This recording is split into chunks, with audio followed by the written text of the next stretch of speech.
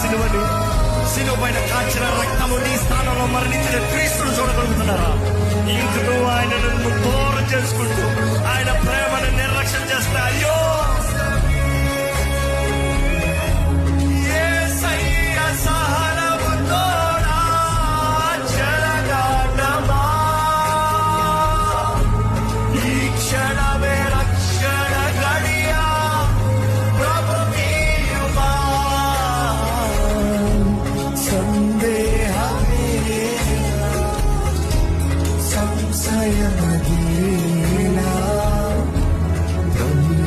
సుగాయములను